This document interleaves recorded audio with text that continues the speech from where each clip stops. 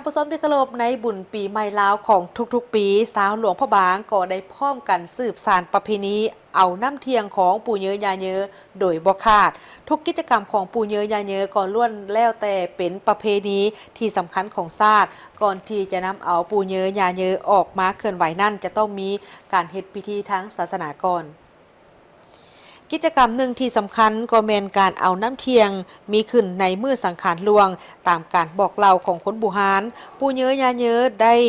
ไปตักเอาน้ำค้านอยู่ทาผาบังหรือเอิ้นกันว่าทาอ้ายคำลาอ้ายคำหงหนึ่งในตำนานนาค15ตระกูลที่เป็นเจ้ารักษาแม่น้ำในหลวงพระบาง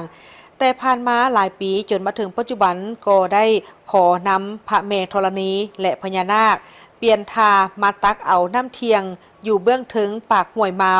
ซึ่งเอิ้นว่าทาอ้ายน้อยน้ำเทียงนี้ถือว่าเป็นน้ำที่ศักดิ์สิทธิ์สะอาดบริสุทธิ์เพื่อเอามาคดสงองค์พระบางในมืออังเซินพระบางลงมาคดสงและคดสงธาตุหน้าหอ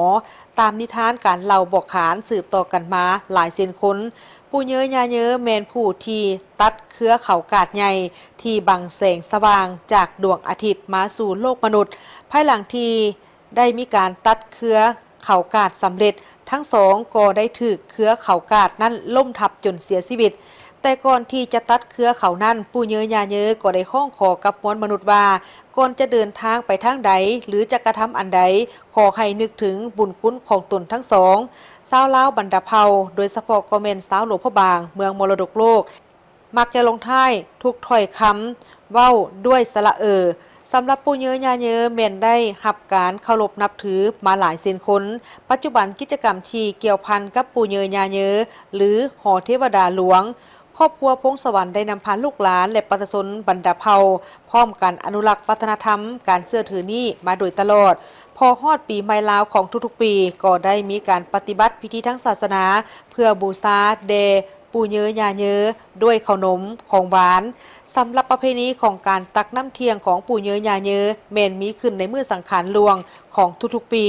ภายหลังที่สำเร็จการตบประทัดซ้ายภายในวัดว่าอาหามก็ได้มีการแห่ขบวนออกจากหอเทวดาหลวงวัดว่าอาหามไปตามเส้นทางบ้านวิสุนหาบ้านมื่นนา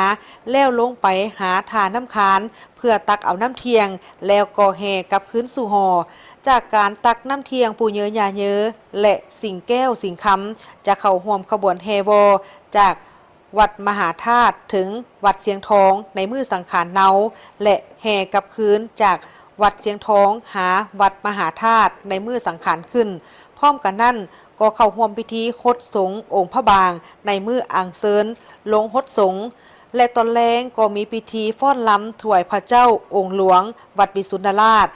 ตอนบ่ายของวันที่18เมษายนมีพิธีสูตรปริตามงคลถวายปู่เยอยาเยอและสิงแก้วสิงคำฟ้อนล้ำถวายพระธาตุปากเค็ดปากย้ำและพระธาตุค้ำไขภายหลังที่สำเร็จก็อังเซินกลับคืนเข้าสู่หีบเก็บรักษาไว้ภายในวัดอารามอุตุมราธานีตามเดิม